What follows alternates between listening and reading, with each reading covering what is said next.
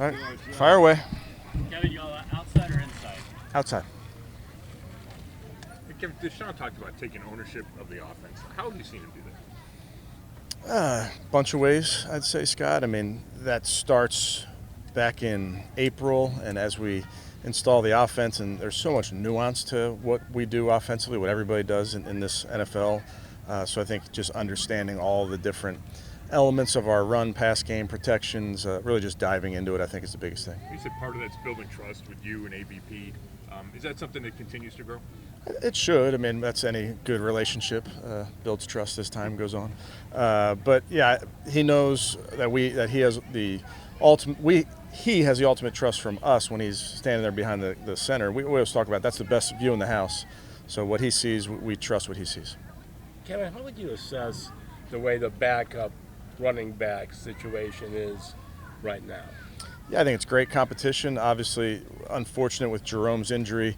Unfortunate for Jerome, but great opportunity for those other guys to get good reps out here at practice, getting great reps in the game. So I think it's a great competition in that entire room. I know we've asked you about Jerome many times, but give us an update, please, on his situation. I mean, no real update, Jeff, other than to say he's progressing with his injury. He spends a lot of time in the meeting rooms and these walkthroughs getting good reps, but he's progressing. Kevin, MJ had such a fantastic rookie season. Just as he goes into year 2 here, where's the biggest area of growth, and how much does that man-to-man philosophy that Jim Schwartz has brought to the defense, how much can that make him an even better player? Yeah, had a good rookie campaign and needs to get better, like all those second-year players. So we're excited about his growth. He takes this game very seriously. He works at his craft. Just watch him and Coach Lynch and Denzel and Greg. I mean, they're constantly working. So he'll keep coming along. As to the amount of man you play, that's really for the season, and we'll see how that all shakes out. But MJ's, I think, adept at playing man, zone, off, press, all of it. Do you guys need to see Jakeem on offense in a game before you make a roster decision? No. Kevin, will you take Deshaun out of there after a series if Andy Reid takes his starters out of there after a series? No, we'll kind of stick to our plan. Mary Kay, I've texted with Coach Reid. I kind of know what they're doing. I'll let him share that whenever he's sharing it, but we'll just do what we do, or what we're planning. Hey, Coach, last week you guys held the ball for 39 minutes, 400 yards of total offense, but only 18 points. As a play caller, what are you trying to do this week? What have you been emphasizing in practice to prepare for Kansas City? Yeah, I mean, the big thing obviously there is you got to finish. You got to finish drives in the red zone. You want to score points every time you touch the rock, and whether it takes 1 play or 10 plays, we don't really care. But we got to find a way to finish those drives. Is Walker and Takitaki ready to see some action?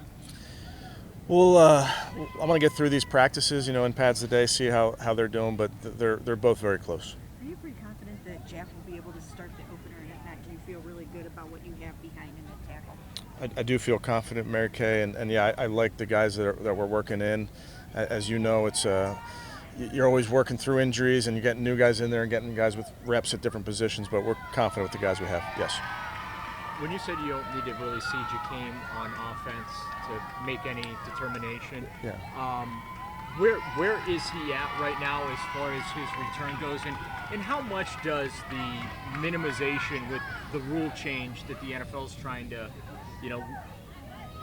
not take away, but they're limit the premium that's placed on the return game? How does that, factor into? Yeah, I think, well, to your first part of the question, Jakeem will get return kicks and punts in this game, so we'll get some live reps of him doing that. But we value the return game. I don't know that anybody understands how the new rule is going to affect the number of returns. I think it's way too early to say. I think we all kind of have our guesses on how that might go, but we definitely value the return game. Yesterday, Bubba was kind of videoing Cade York on the side. Mm-hmm. A little unusual. Is there some mechanical problem you've discovered? Bubba was videoing, you're saying? Yeah, I mean, that's not unusual. We're always looking at things technically. We use a lot of different videos with the kicking game and really with all of our guys. And we videotape some of these walkthroughs too. So. Has there been a mechanical issue discovered? I think with all of our players, Tony, when you say mechanical issues, just technique. I mean, it's fundamentals and techniques. That's what we'll continue to work on. Kevin, when you evaluate a young receiver like an Austin Watkins, how much does the ability to play special teams on game day factor in? Yeah, it's huge. I think those are the type of things, and not just for Austin, but for all of our players, Mary Kay, as you start to talk about, 53 and then game day rosters, the more you can do, and specifically the more you can do on special teams, really does have a huge impact on that for all of our players.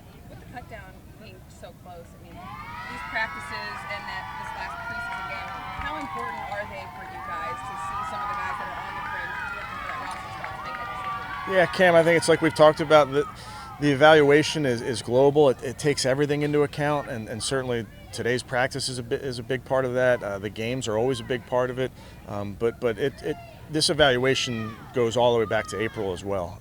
From the second we got our guys in the building to all the things we've been doing throughout the spring and summer. Does Jalen Darden bring an element of speed that you would really like to try to see, before you have to make some of these decisions? Yeah, I think it's been unfortunate again that we've had an injury there. Tom, get in. Get out of here. Yeah, it's been unfortunate that Jalen's had that injury, which has limited him. But we do know his play style. Obviously, we saw it all last year. You talked about Miles being in the backfield all the time. So how do you judge how Jed's doing when Miles is having that kind of success?